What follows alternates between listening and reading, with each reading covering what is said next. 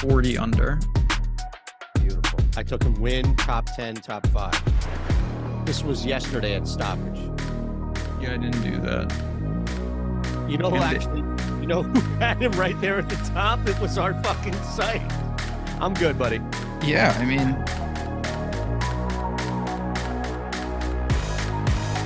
hey, welcome in. It's a Friday. We don't know what you're doing, but we know that you're here with us. So thank you. And more people will pop in throughout. So remind them to hang and what we're all about here on the Odd Shop. We're still trying to figure that out. But you know what it is? It's fun. It's profitable. And I say that right down to what happened yesterday with Lofty and Rasa and you, the community. So we appreciate you being here. Thumbs up, subscribe. You know the drill. Baseball opened up yesterday. Just a 2-game slate for the boys to cover here on the show in the NBA. But, Ben, I will say this. I have a working theory now about Major League Baseball after just one game. Okay. Which I know, and I say this with all bold 16, like I'm Linquist now. Yeah, I know you are going to be interested in at some point in the show. Not right away, but just at some point. Okay, that's what they call a teaser, I guess. A little bit. We'll say happy Friday, everybody. Yeah, we're rocking and rolling. We couldn't, certainly not 2 games. We got dozen plus games. So we're on the other side of the pendulum. Some good things yesterday, some bad things, but also definitely some positives. Little community parlay action. We're going to talk about that. I'm feeling pretty good on this Friday. Honestly, we'll tell you again and again and again that you can take advantage the free week. You want the free month, play ball. That code is still there. So you can half off, the first month or the free week, right? We have both still in act. Yes. Okay, yeah, good. Mike's giving me the yes. So you can jump in for the free week or you can jump in half off for the first month, whatever. You keep seeing, we keep telling you this. I am the best, I think, and this is the scariest reality for our entire company, is that somehow I have fizzled and whizzled my way to the top as being the best poster child for this tool that works. Like there is nobody dumber at our company that's doing content that is more successful right now. That ratio is owned by me, and it's all due to the tool as we hit on another NBA freaking parlay last night. So the channel is just rolling, Ben. Good things. What can I say? Sometimes you're in a groove, and you certainly are with your parlays. Obviously, I know you're leaning heavily on what we're doing here, which is the tool, and that's fantastic. It's a beautiful thing when everything is working as it should. Got a lot to get to today. Where do you want to go right off the top? Because like I said, I did the show yesterday with Lofty. Yep. Did the show with you on Wednesday. Where do you want to take this? Because we got a lot of angles to cover today. Bunch of NBA games today, and I think looking at where we are in the tool right now, just to see what the market says. We have a lot of action that is relevant action. People are playing for stuff. Teams are playing for stuff. So I think that would be a focus for me, is to try to identify what the tool is saying. And it could just be, small player, small market, what have you. But I imagine that a couple of these guys are going to pop, like Ja Morant right away, over 4.5 rebounds on FanDuel. Steph Curry under rebounds. Chris Paul, a little smaller market, but that's not a bad number. Like that's not a 1.5 type rebound. So this is what I think we're looking at right away, where you've got a huge slate, very popular names. Guys are going to bet, people are going to bet Morant points before they bet Morant rebounds. Curry points before they bet Curry rebounds. Same thing with Paul. Paul's probably the third of the PRA that the majority of people are going to bet. So my first initial glance is, hold on a second. We may have 3 bets right away that pop that are big names, but smaller market that make a lot of sense. Like Chris Paul, Steph Curry shouldn't be out there rebounding a ton, either with volume or roll. Steph, Chris, respectively. And Ja Morant's going to be out there a shit ton against the Clippers, against bigger guards with some rebounding opportunity, longer shots. So it makes sense. That's where I think I'd start. Yeah, I mean, I kind of like props like that. You mentioned it, big time names, but maybe not in stat categories that correlate to them. Certainly when you've got, CP3, you're thinking more of assists or things like that. Steph, a lot of people like to bet his 3-point props, things of that nature. But sometimes the edge is with a stat that you wouldn't really think of. And here it does look like there's a lot of PRA up top. There's a lot of rebounding props up top. And that's just kind of the cards we've been dealt. I don't really have a strong take on it, but yeah, those three stood out. The other thing that you're looking at that I found interesting right now, the best bets in terms of ROI, a lot of them are really high X wins, which means they're pretty juicy in terms of laying a lot of juice. Ja Morant, Chris Paul, and Steph Curry, they're all over 63% X win. So we're looking at props with a high probability of success, and we're obviously paying for that. But I just thought that was notable. A lot of pretty heavy favorite props grayed out well today. So there's one that is plus money for Royce O'Neal, over 2.5 assists. Taking on a Hawks team, there's going to be a lot from Spencer Dinwiddie and Mikal Bridges, we know, from a scoring standpoint. O'Neal is basically out there to shoot threes, right? And just be there. So if he's not taking a shit ton of threes, he's going to be out there, right? I mean, it's like the hockey secondary assist where you're out there long enough, you're going to get something. I don't know if minutes will be a concern in a tighter game for O'Neal. So getting 3 assists at plus money, now all of a sudden, maybe that's a place to start, or under 38.5 PRA for Devin Booker. Again, whatever you think about the Nuggets, no Joker tonight, and that's really impacting the MVP. Looks like Joel Embiid just won the MVP today. Yeah, I mean, the Nuggets got bigger things, obviously. Yeah, that spread is... Well, so do the Sixers, Ben. No, I know. Not. I just thought that if Joker played and Embiid kind of, maybe they erred on the side of caution in some spots, he could solidify it, but that seems to not be the case. And yeah, you mentioned it. This is where you're going to peak. The Suns are up to 10.5 at a lot of books at home tonight against the Nuggets. That's my favorite one. Sorry. Yeah. Oh, I'm sorry. No, that's fine. I was just going to say the Royce O'Neal one is... it's hard to know what to make of it. I will say, if you want to box score hunt, and again, the tool takes all of this into account, of course, but the guy hits. I mean, he's had 2 or more assists in 13 straight games. Now he lands on 2 a lot, and that's not going to get it done. But he is out there for a healthy amount of minutes. He can push for that. He's off the injury report. I don't have a ton to say on it. I think at plus money, he's got to be at least considered. It's just a different type of prop because, like you mentioned, he could be out there. He's not out there really to facilitate. You're trying to randomly luck box into 3 assists. So, and that's where I think you don't have to play everything. Oh. Like, and that's something that I don't know if we talk enough about in relation to the tool. You poker guy, a lot of the poker heads on here push the analogy where you don't have to play every hand. You certainly don't have to bet just because something says, hey, the market is presenting you with an opportunity to bet this and hit and have a positive return over time. It doesn't mean that you have to bet it in the event of, like, I will never bet Spencer Dinwiddie unders again in my life. I don't care what the XROI says, Ben Rasa. The last time you and I were on here, we built a parlay. I warned the world of it, and that leg killed us. I'm done betting Dinwiddie. I'm out on Dinwiddie. All right.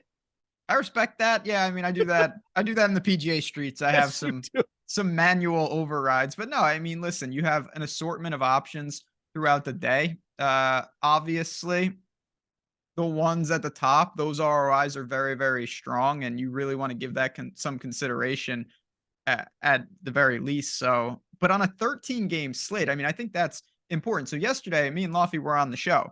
Yeah, we're talking about 2 games. There was a couple of NBA props that were like 3% ROI when we were doing the show, and that was it. The totals, the sides, nothing else really graded out. Here, we got 13 games. There's going to be positive plays all over the board. So you really do have to kind of pace yourself. It's a lot. And trust me, I already looked at the parlay tool a couple of times over, posted on the Discord where Ben and I, where you can hang with us, Lindy and Isaiah as well. But there are going to be some really good, and you already hinted at the X win being north of 60% and what that usually means on an individual play. Well, from a parlay standpoint, we may have to add a 4th leg, as crazy as it gets here. I'm just saying, look, I think my favorite one that we see here so far is going to be, and this, we can talk the game as well, right? We have 2 bets on here that I've already bet. Devin Booker under 38.5, Bet River, Sugar House. It's the same for me in PA. I've noticed that Unibet, although they've capped me, so I can't really do much there. But I've noticed that Unibet now has the same odds as Sugar House and Bet River. So I wonder if this is like one of those Rush Street things where They just own them all. But everywhere else, you're under 37.5.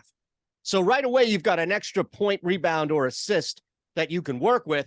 The other bet that I like that I bet, and look, I get it's got a 38% X win, so I'm not giving it out. Maybe on the Discord, I don't know. The Nuggets second quarter money line. Now, when I bet this, it was at plus 180 and it was beating the market exponentially. But I think it fits. I like Denver in this game tonight. I like Denver to cover. I think Denver is a live dog. Really? Absolutely. Absolutely, I do. Okay. And, I don't know if that community parlay is up. It's not in there. I don't want Mike to do any extra work, Ben.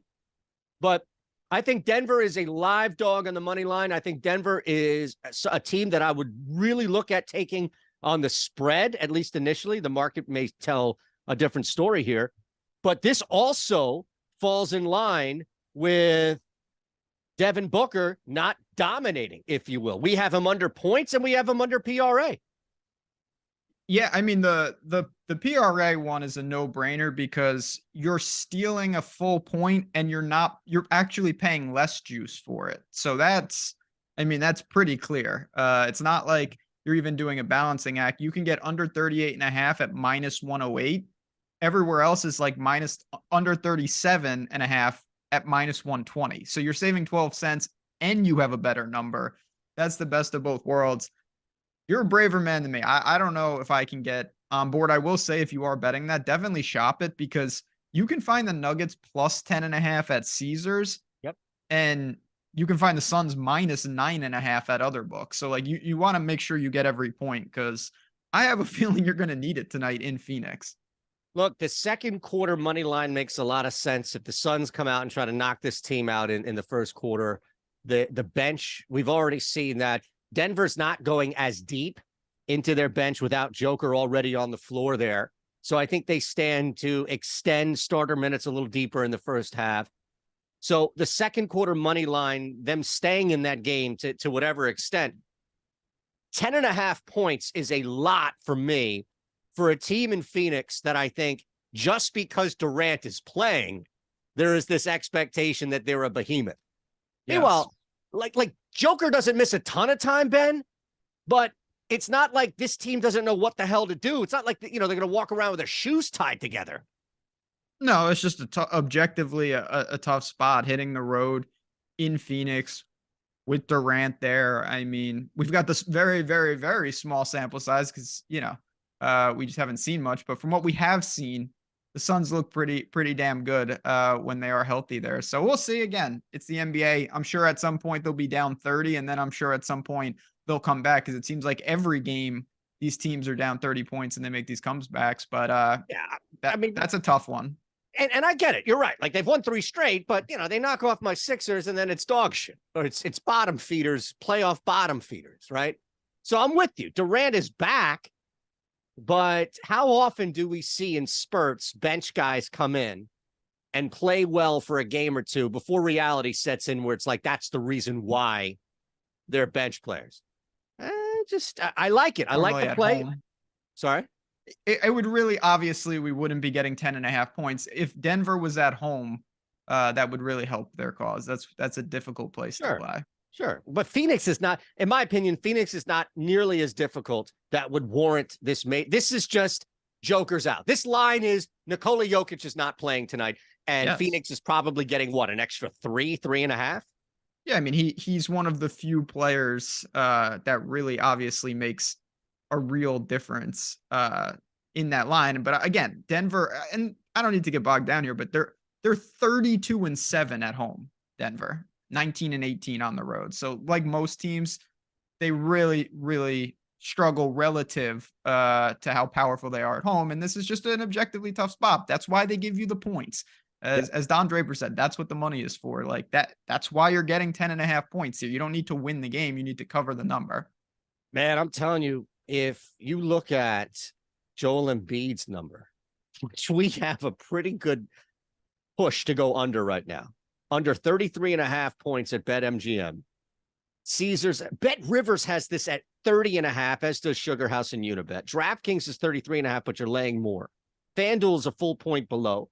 And then even the non-book betting apps, No House Advantage, Underdog, they're a full point or a half point below BetMGM.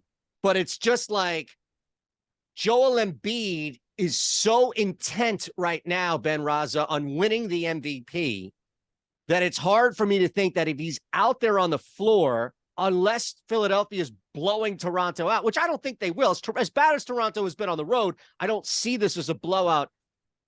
I cannot, and it's going to sound home or whatever, but I can't go under anything with Embiid until he wins the MVP. Yeah, I mean, listen, I think there is a kind of a, I don't even know how to qualify it, but it's a lot tougher to go under on superstar players because you feel like an idiot when you lose. And the reality is you're going to win and lose just as much as anything else. It's just when you see Giannis or Embiid or these guys go for 45 real points, 17 boards, you're just like, what am I doing? Why did I do that? When you see, Royce O'Neal get over a number and you shorted them, you're like, oh, whatever. So I just think that's something that it is tricky. There are obviously times these guys don't go over as often as it feels like, but I get you. I get it. There's some unquantifiable variables in there that you just simply can't know. Maybe Embiid truly does try to just solidify the MVP, and that could push him over some of these numbers when it wouldn't normally. Again, it's just something small, something little, right? Like JLAG asks about John Collins. 18.5 PRA over 5.5 rebounds. If I was in Atlanta and I knew that John Collins had this extra little fire under his rear, motivating him to capture some rebound title, you're damn right I'd go over the PRA today. But I don't know that. I don't know that. I can promise you out there that Joel Embiid is more personally motivated by this award than anything else this year, including winning a championship. I said it. All right. You can hold me to it. With that said, John Collins, and I don't know if you saw this, but we only have one play. It's got a 37% chance of hitting. You're getting plus 180 back. You just need 2 assists from John Collins tonight, Ben, on BetMGM. That's it. Just 2 assists. Yeah, I mean, that's one, again, perfect example of low X win, but good payout. You're almost getting 2-to-1 on that prop. You're not going to hit it often, but when you do, you're getting, for every dollar you put in, $1.80 back. And that's where the value comes in. So I get it. The rebounding, the points, rebounds, assists don't grade out favorably, but all that means is the market is very efficient on those props. That's just the nature of the books agreeing. All right, some stuff has changed as of now. I mean, this is just it. The market moves, so we'll take more suggestions. Any players that you have? Suns first half -5 for Nathan. I'm more on that speed than yours, to be honest. I bet the Suns in the first half in the last game, and it did not work. They're actually losing at half, but I don't mind that logic that they start fast at home. Look, as long as the Nuggets win the second quarter, okay, I'm good with that. We can all walk away happy, right? That's fair. We also, at some point, friend of the show, Ryan, was asking about the Mets and the Marlins. We'll definitely take a look at that, see what we can find on the bases. There are a couple of plays.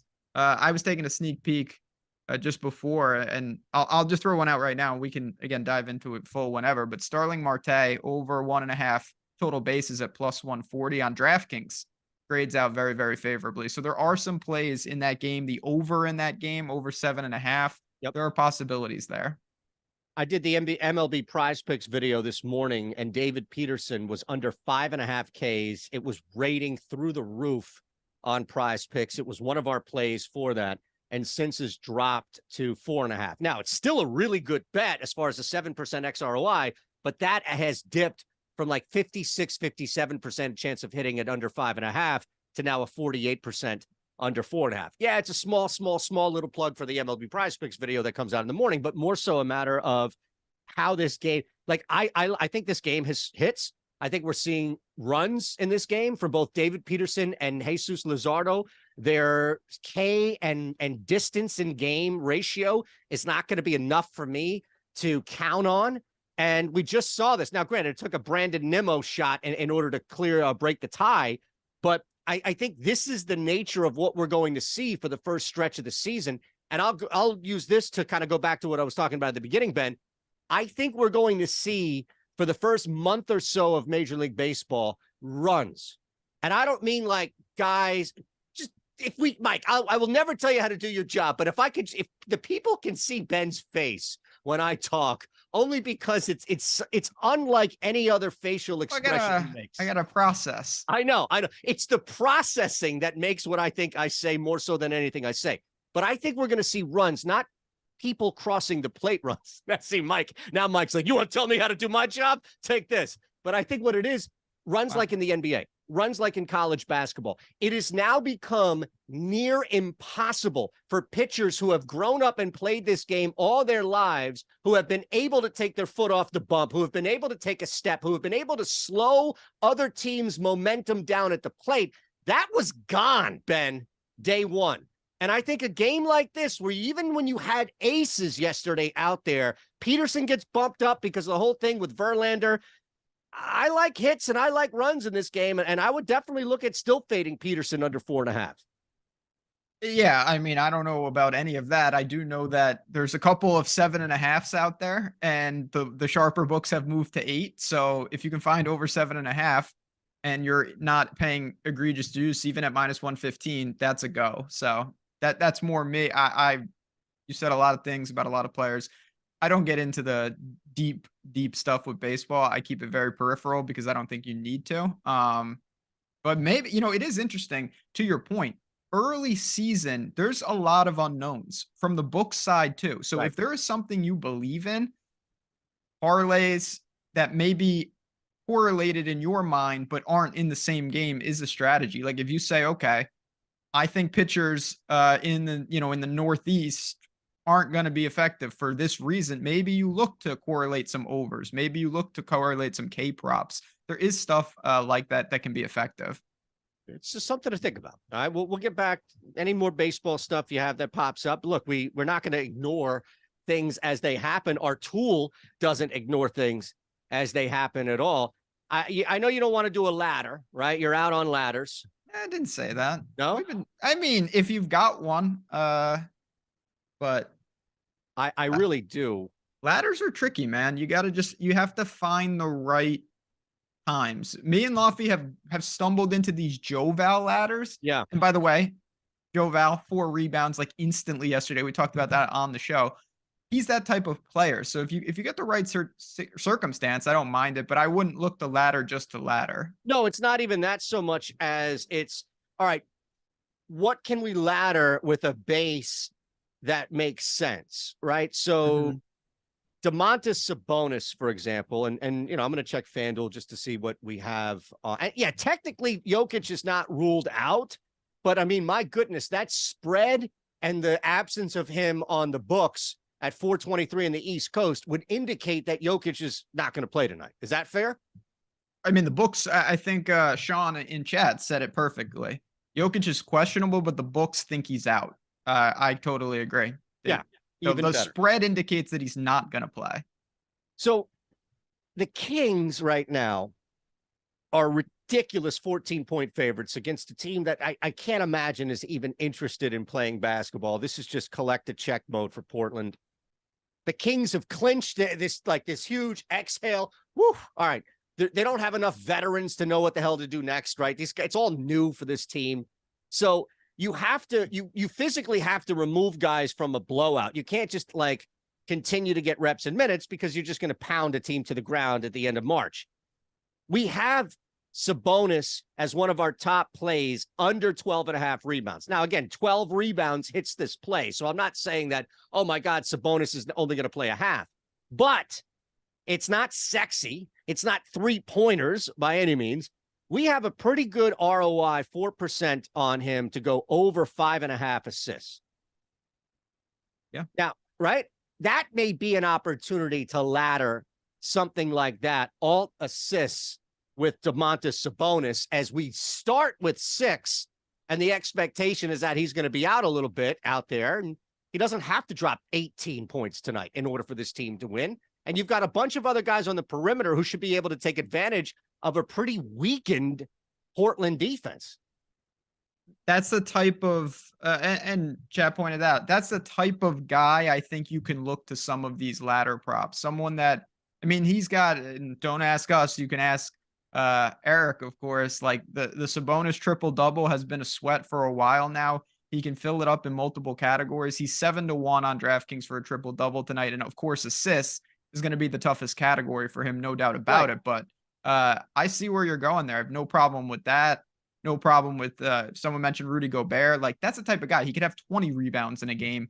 At least you have some built-in upside, and that's a great starting point. Look, I'm just going on the tool that says it's a 4% XROI for him to get 6 assists. So looking at that from 5+ assists, I think you just start with 7 at this point, and you bet again, the ladder doesn't have to be at the same place. So you can bet over 5.5 assists minus 160 on BetMGM, and then go to 7+, 10+ on DraftKings, or 8+, 10+ on FanDuel, because that's really where the ladder comes. Like 8 assists is plus 165, 10 dimes is plus 490. So you're better off going to FanDuel, well, technically DraftKings for 7+ and then 10+. Yeah, you want to make sure you lock in the minus. I mean, it's a perfect example. We had it on the screen right there. Sabonis over 5.5 assists, minus 175. That's 15 extra cents. You want to find minus 160 to start that out if you can. And then you have the alternate options, 7+, 10+. Definitely can shop those, but that could be effective. I don't mind that with a guy like Sabonis, who has shown he gets going. The guy is Jokic-esque. Look, double doubles, ladders, we'll entertain. If you have a suggestion that you want us to check, and look, the tool is not going to just scream, hey, double double. So we can look at what we're extrapolating, if you will, from the slate, or something that jumps out as just as far as a base is concerned. But you start to look at guys who are hovering around the 8.5, 9.5 number, and you're probably going to get better value for them on the double-double than somebody like Sabonis, right? Who's under 12.5 rebounds as the base play. Triple-double? Well, that's where the big upside is. I mean, double-double for a guy that good, just not, you mentioned it. The line is 12.5 for the rebounds. It's not going to do much. His double-double on DraftKings is minus 285. So it's clearly the assists where the upside comes in for a guy like Sabonis. Is there anybody that you think would just immediately jump out for a triple-double tonight? I mean, besides Sabonis, what about Russ? What about Russ Westbrook? For a triple-double? He's not even available. Oh, he's questionable, right? Oh, Kawhi is. Yeah, I mean, there's not a ton of guys that I think have I can't even. Oh, he's out. Like Morant. I don't really see it. For triple double, you're talking about superstar players. Obviously, like you've got what? Royce O'Neal's not triple doubling. Your boy. Like you need someone who can really contribute in all the areas. Obviously, the LeBrons of the world. Is SGA officially out tonight? Like, he's sporting a Q tag. Okay, so why not put $10 on him to triple double at plus 9,500? Like that is insane that this line is hanging right now, even around. Where is that? That's on FanDuel. Find what? I said you find things in in the underground, the deep web over here. That's what I'm saying. What do they call it? What road is it? The Silk Road. Oh my God. All right. How is that possible? Can you tell me that? Well, first, let me fact check before we start saying things. Let's see. Player combos. Where am I going here? Popular. Just go to popular and scroll all the way down. Like he's not gonna get it, but Josh Giddey is plus 600. It seems like they're thumbing their nose. Like he's plus 600 to record a double-double, and then he moves to 95-1 for a triple-double. You kind of have to bet $10 on that. Okay, that's not, of all the crazy things, that's not bad. I feel like that's just wrong, because if he doesn't play, if he's ruled out, none of this matters. Void. So void. Void. I mean, it's not gonna get a triple double, but that's irrelevant. That's you're saying, can he get it basically, a little more than 1% of the time? That's it. That's all, right? Now, do you want to check a Vija triple double or? Sure, I we mean, can do that. we share the same homeland here, so be careful now.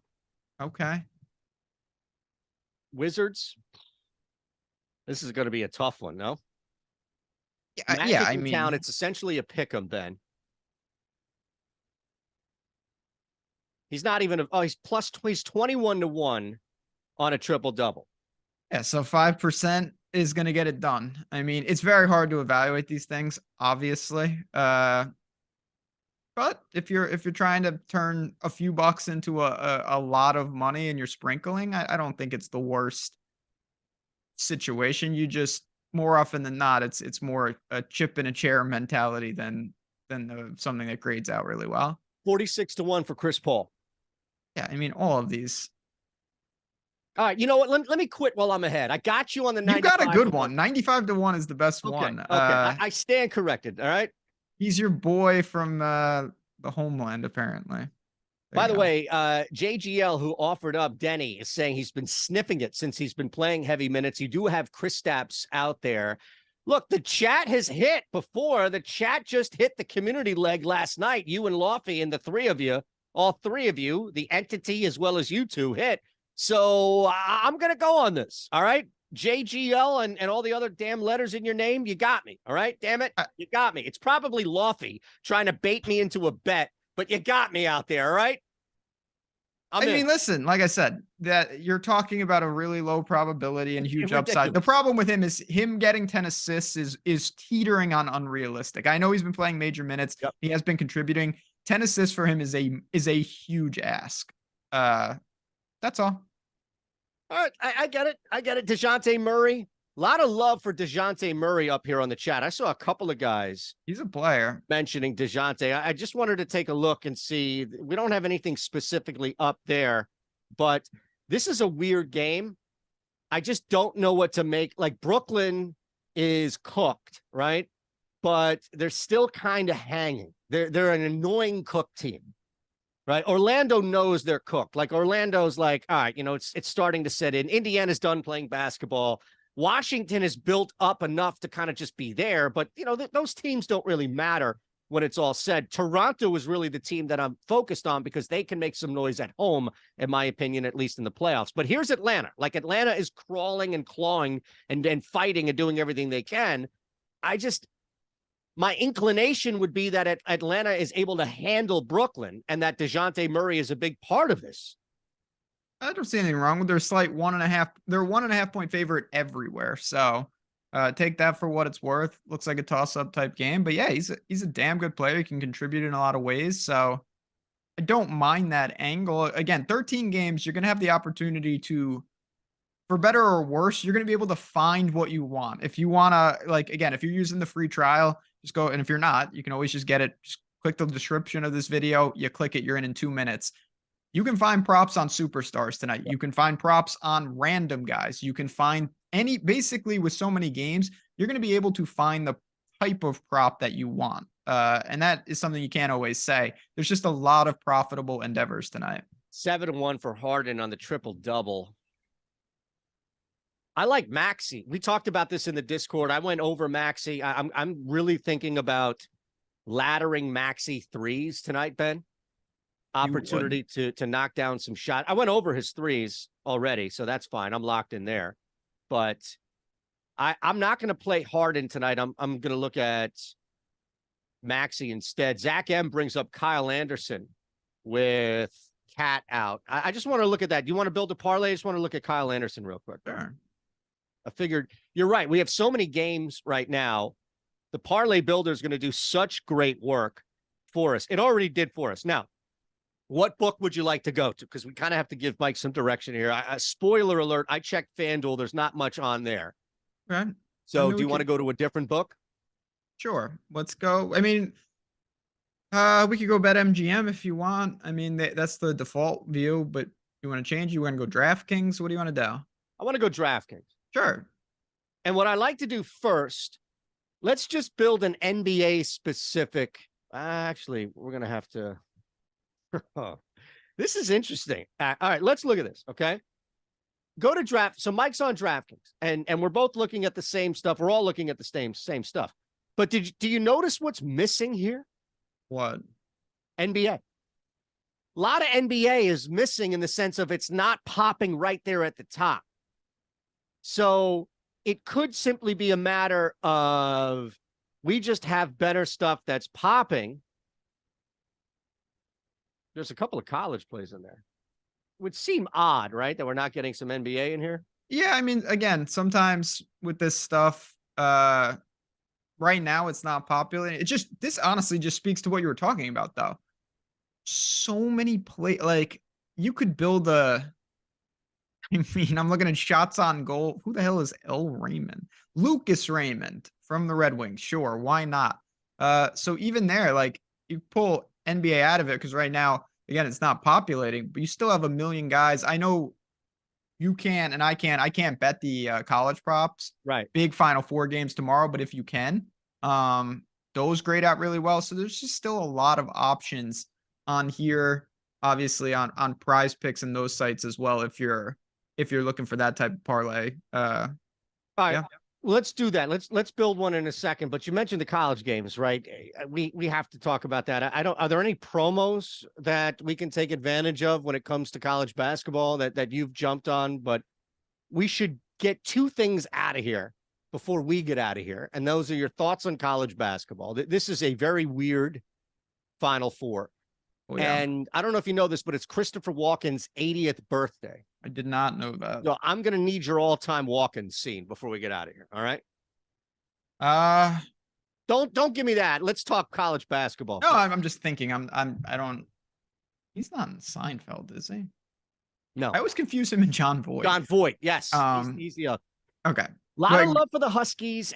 Look, UConn was basically talked about as the team who fell asleep for half of the year, didn't have a true point guard, and somehow managed to be okay when they got to the tournament.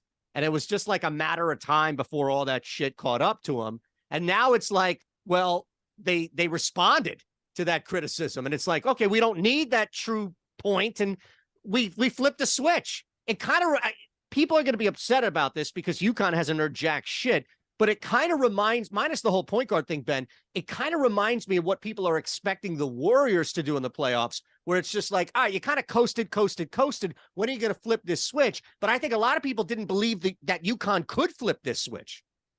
Yeah, I mean, I wouldn't classify it as that, to be honest. But I see, I mean, they have, not only are they playing clearly better than everybody else, they have kind of personnel that no one has been able to figure out. So I don't think it's going to be easy by any stretch. Miami has shown, Houston and Tech, all those teams had personnel that was going to cause problems, and Miami figured it out. But UConn, their ability to just not rely on the three, that's the killer. Like before the tournament, not that I knew Alabama was going to lose, but I did say, when you take so many threes, there will be a game in a tournament setting where you simply can't make them.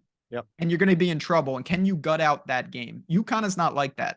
They didn't make them against Gonzaga, and it didn't matter because Gonzaga really didn't make them. Like their ability to lean on Sanogo on the inside, obviously Hawkins, Jackson, these guys, it's a really, really unique challenge when you play them. So they've got that. And then on the other side, San Diego State is just super defense. So it's hard to really know what you're going to get. It's a weird Final Four, and it's been a weird college basketball year.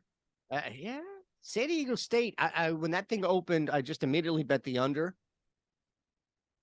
I like San Diego State in that game. Me too. But well, that's why I figured, you know what?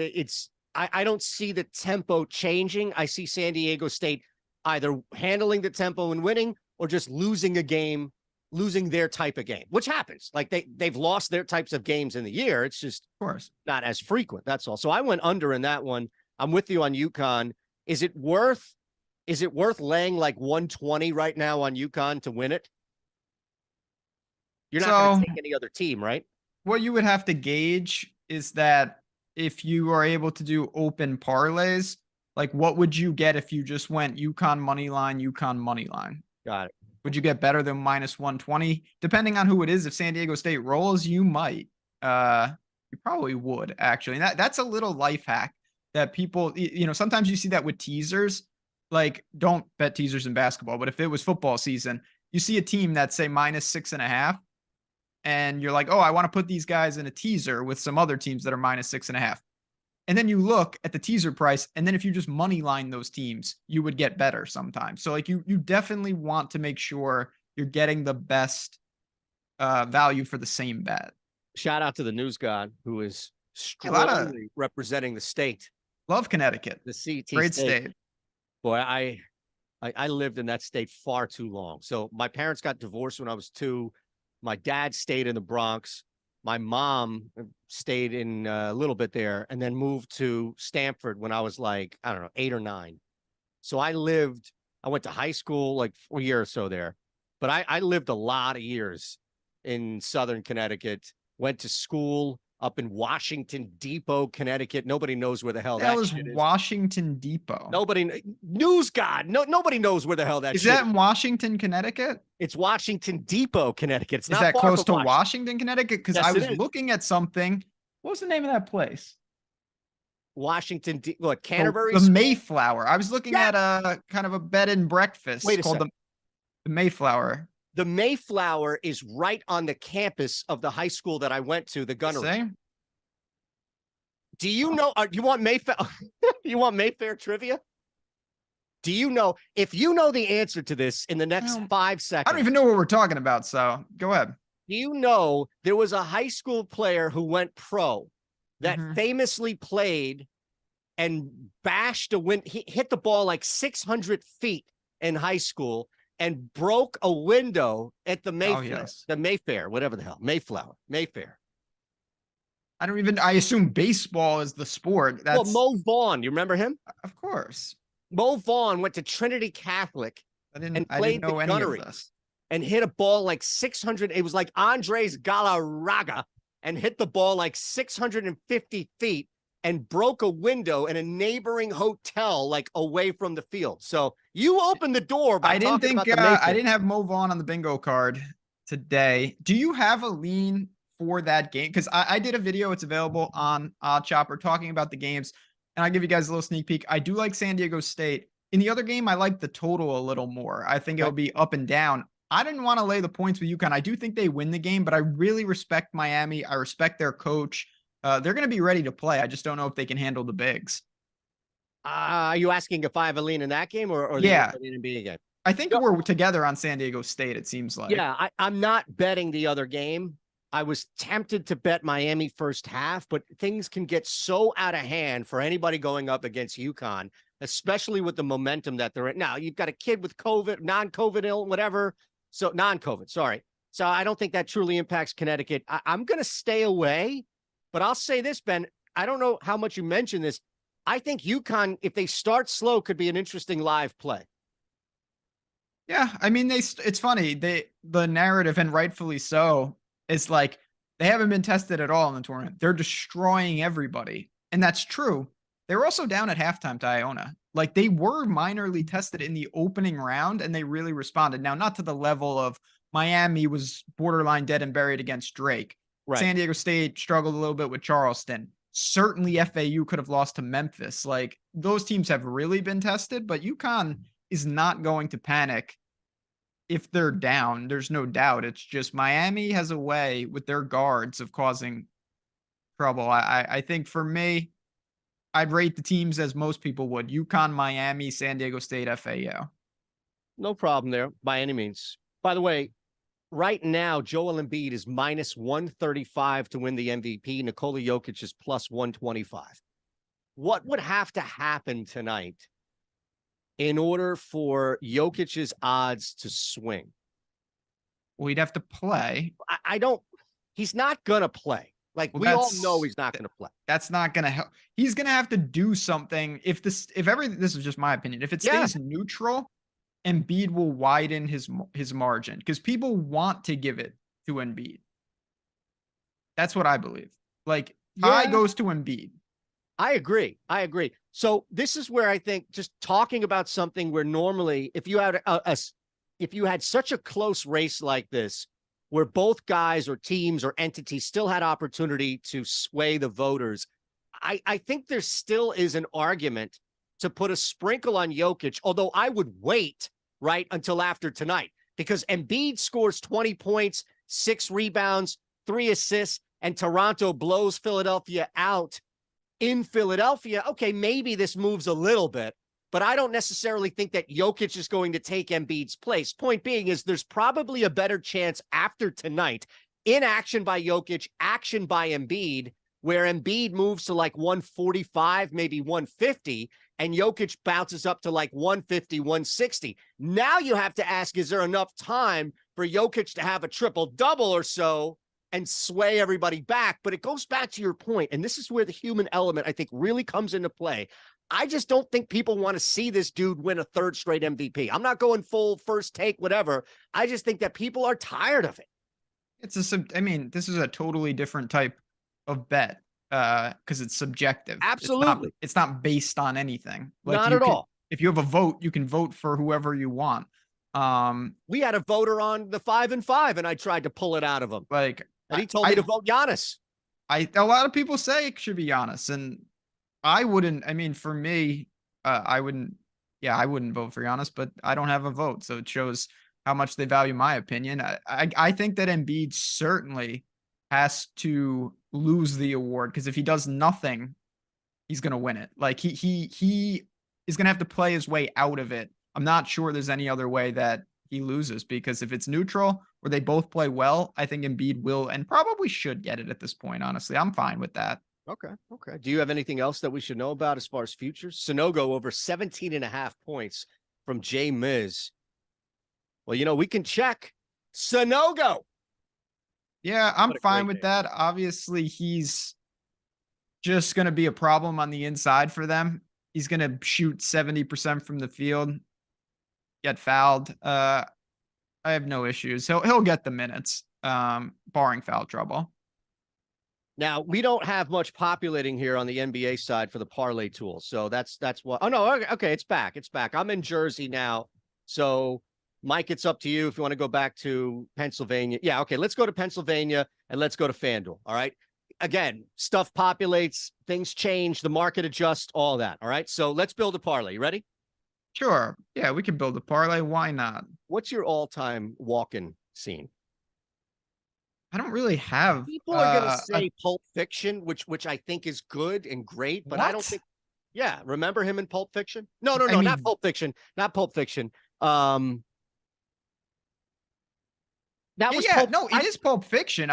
That's not where I would have. I thought it was the other movie, like the old movie where it's the guy and the girl and the drug. Brad Pitt's in it. Like it's the famous movie with all the different actors, and isn't that the watch scene? No. Okay. It certainly is for Bruce Willis. True Romance, yes. Okay.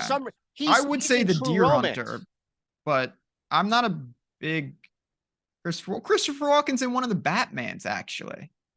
Yeah, we don't remember that with Michelle Pfeiffer. Yeah, right. We try to not. Yeah, that's my favorite Christopher Walken. I've shamed myself on the show for that take. You can't. No, I didn't think he was in Seinfeld. I did. The Deer Hunter would be the obvious answer. He's also Catch Me If You Can is an all-time great movie, not because of him, but not role, but like scene, most memorable. Yeah, probably the Deer Hunter when they're playing Russian roulette. What about King of New York? Is such an underrated. I've never seen that. Have you seen that? No. Oh my God. I'm not. King of New York. I mean, my God. He has this scene where he's back out of jail and he's about to take. I mean, it lasts like an hour. The whole takeover lasts an hour before he gets killed. But he steps in and there's this famous card game. He's like, okay, from here on in, nothing goes down unless I'm involved. No dope deals, no blackjack, no nothing. You guys got fat while everybody starved on the street. Come on, you don't remember that? That's like an all-time. How could I remember it? I never saw the movie. Oh, okay, forget it. Yeah. All right, let's build a parlay. George Clooney is Ben's favorite Batman. Yeah, that's more accurate than not. One with Poison Ivy. That's a great movie. George Clooney? I could kick George Clooney's ass. You could kick George Clooney's ass. He's not Batman. Who's Batman? The first guy is Christian Bale. Batman. Michael No. Keaton. Yeah, Michael Keaton. He kind of Birdman. lost me with the Birdman. Birdman, Batman, the same I'm shit. out. Get me I'm my out. parlay. All right, let's go to sharp. All right, let's get everybody. I'm sorry, Mike. Let's get everybody out here except Jalen Williams. Okay, so Jalen Williams right now has an 8% XROI. Actually, you know what? I take that back. Let's build. If you're okay with this, Ben, let's build with an anchor in Shaden Sharp. Is that okay? Sure. I mean, 4.5 assists.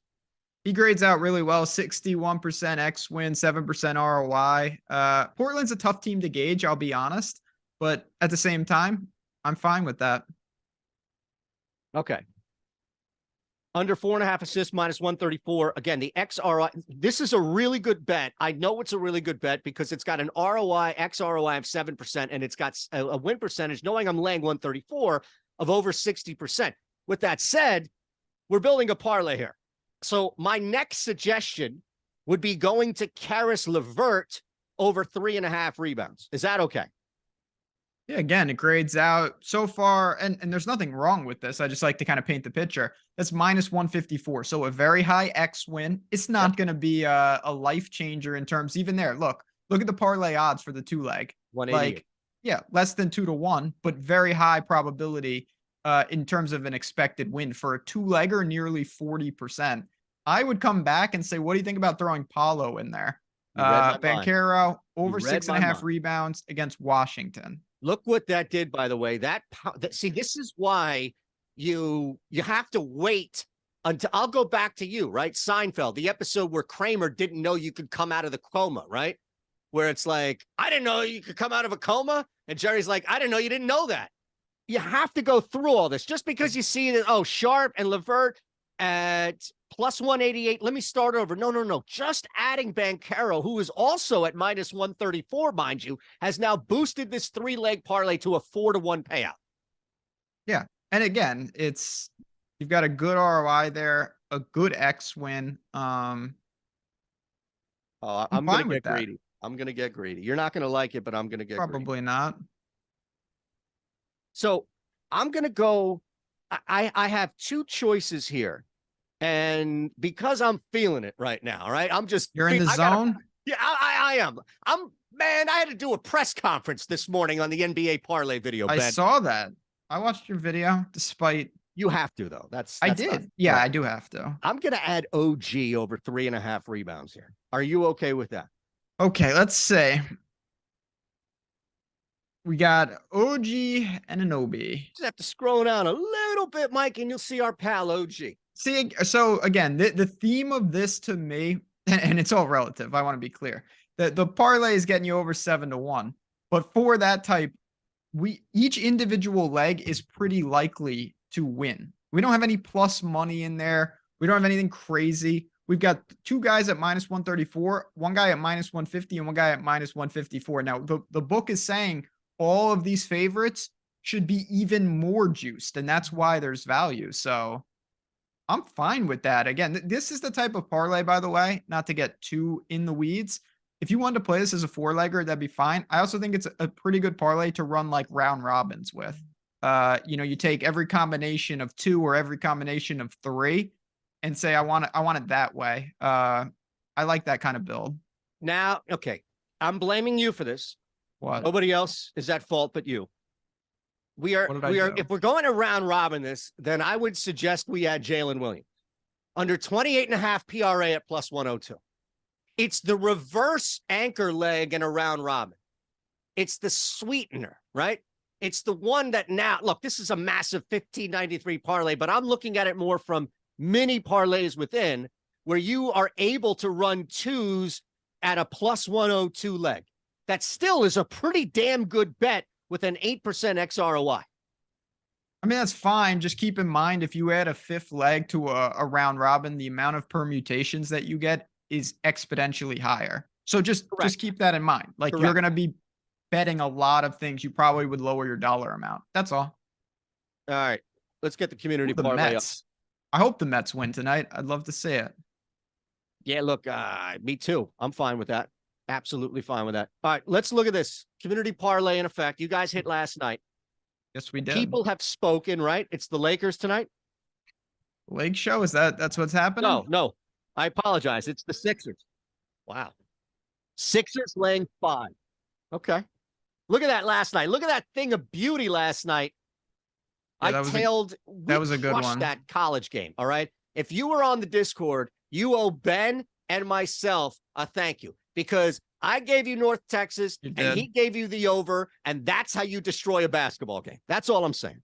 Yeah, it's been good. Listen, anytime, I mean, if you cash one of these type a week, you're going to be doing just fine. Plus 530, we were able to get it done. Marquez was fantastic. Plus 108. We identified that on the show. That was one of my favorite baseball props last night. And then the Dodgers, who, you know, I wasn't overly sold on them. The community did their job. A little chalky, but nothing wrong with that. They got it done easy. All right, let's see tonight. Sixers -5. I don't like it, folks. I got to be honest with you, but I'm not here to judge. You're not the community. It's look, I was surprised that the Lakers did not win, but that's fine and no problem there. Sixers -5. What site are we going on? It doesn't matter, although technically I'd say BetMGM for my play is where you're going to find the best value, but I'll defer to whatever the no, that's fine. Let me just make sure that my bet's on BetMGM. All right, so I'll give mine out, and then you can determine where it is, and we'll go from there. But you should still be able to get, and I want to make sure. Oh, yeah, mine's there. That's all good. You should still at BetMGM still be able to get Seattle -4.5 tonight. Now, what sport is that? Seattle -4.5, Ben. X. That would be, it's I know what it is only because I know you, but I had to think about that for a second. There you go. XFL. Baby. I don't know their name. What's the Dragons? Seattle Sea Dragons. Now, our old friend Ben DiNucci is out here, and he's actually playing. He's playing all right. He's playing all right. But here's the problem. Okay. They're going up against a team that is so bad at the quarterback spot in Arlington. They had to make a trade for Luis Perez, who already has played a couple of games and is one of the worst quarterbacks in the XFL this year. So Arlington's QB situation was so bad that they traded for a guy who got benched. Yeah, I'll lay 4.5 with Seattle tonight. All right. By the way, Seattle needs this game. It should be the Sorcerers. I wish. Sea Dragons. All right, we're gonna get sued. Yeah, no, I'm telling you, man. Yeah, the Sorcerers. Of course. Lay it. This is gonna be a wild looking parlay. I'll tell you this much. I guarantee we're the only people on the earth that will have this parlay tonight, because we got the XFL Seattle Sea Dragons, we got the Sixers, and I am going to. It's not up for debate. The best game of the night by far. 9 o'clock, South Carolina and Iowa. In the women's college basketball tournament. It's going to be an absolute, not a barn burner, because South Carolina is unstoppable. They're 36-0, but I like the over in this game quite a bit. It's up to 150.5, and it's still good there. I got it at 149.5 this morning, but over 150.5. Iowa has Caitlin Clark. Nobody else does. They score 87 points per game. They're shooting all over the place. South Carolina averages 50 rebounds a game. That's just insane. When they miss, they just get the ball back and then they shoot it again. And if they miss, they get it back and eventually they score. Leah Boston's obviously unbelievable. This game screams to me. I was going to have to push the tempo and they're just going to get rolled. Not that it's not going to be a game, but it feels like a 90 to 75 type game. And I really think this goes over. By the way, it moved to 5.5. So I'm just going to have to eat it. Mike, let's just make Seattle 5.5. If you're on the Discord, you got it at 4.5. That's all I'll say. You would get half off your first week, all that other stuff. Yeah, Zach, sorry, brother. Sea Dragons market. Yep. All right, there it is. Anything you want to get out on the way out, brother? No, as always, again, just another fun week here at the Odd Shop. Next week, it's the Masters.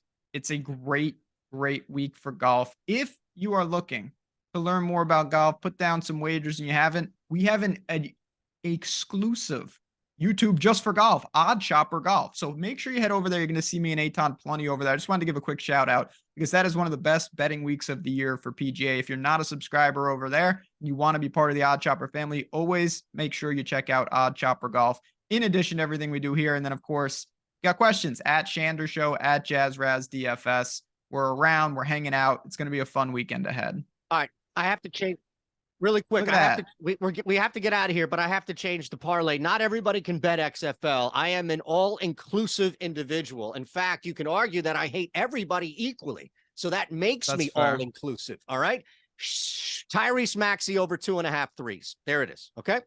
No, wait. That's Sixers. We can't do that. Go to the ice. Live a little. Okay. New York Rangers 60-minute line. Plus Yeah, 112 last I checked. On the road. Did he? Yep. Let's do it. All right. See ya. Fun. Have a great weekend.